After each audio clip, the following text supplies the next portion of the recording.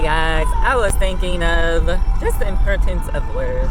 So I used to hate English class, I hated literature class, I hated reading, I hated essays with paragraphs in them because I'm just like, I mean, why do I have to write this long paragraph? Like, can't you just look in my head and just see what I think about this situation? Haven't I demonstrated that I know what you're talking about already? So, hated it.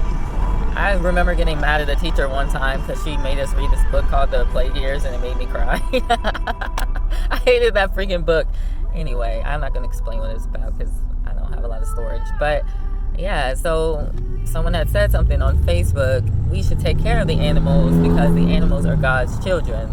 I said, no, the animals are not God's children. I'm assuming what is a Christian rebutted me and said, no, look, it says right here in Genesis that all the animals are God's creatures. And I'm like, he didn't say God's creatures, he said God's children. This is like the importance of words, because what does it say about the children of God? Those who are the children of God receive him. All right, so there are a lot of people on this earth who do not receive God. It doesn't matter if they were created by him or that they are humans, they are still not children of God. Children of God follow God. That's who a child of God is. So, you know, if there's any scriptures saying that animals are the children of God, please post them and correct me. Someone was saying yesterday on a YouTube video talking about the word astro. So astro means to leave one's body, and then I hear a lot of people call themselves astronauts, and I know it's a spiritual thing because obviously they're not going up in space. And the word "not" means a vessel, and so you have to start to ask yourself, when you find out the etymology of these prefixes and suffixes and words in general, exactly what they mean, because somebody might be speaking in spiritual terms. It literally might be Satan speaking through them, or it might be God speaking through them, and you might miss out on whatever deception that Satan's trying to do to you, or whatever message God is trying to send to you, because you don't have an understanding of words. And don't get me wrong, you're not going to know all the words. I don't know all the words, but I do try to listen to the unction of the Spirit if something seems off, you know. Like someone this morning, this dude, he keeps commenting on my YouTube videos. I've told him to go like probably about 4 times, so I know it's like a worker of Satan.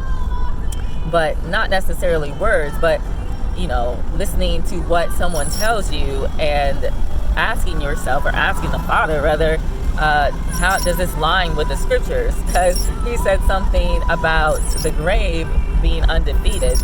I was like, okay, nobody's really beating death type deal. But then the Father kept drawing my eyes back to it, and I was like, I had to think about it for a second, and the Spirit showed me Christ defeated the grave.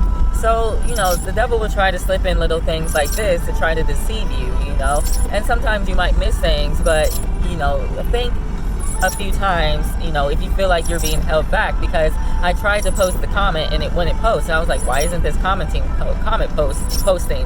And then I looked over what he said again and saw that part about the grave being undefeated. Like, no, that's a lie. Christ defeated the grave. Another thing the devil would do is try to bring you in agreement with him by saying things like, oh, we agree, or I agree with you, or you agree with me. And then you have to read what this person is saying to see if you actually agree, and you have to say, no, you don't agree, because don't come in agreement with anything that the devil is trying to say.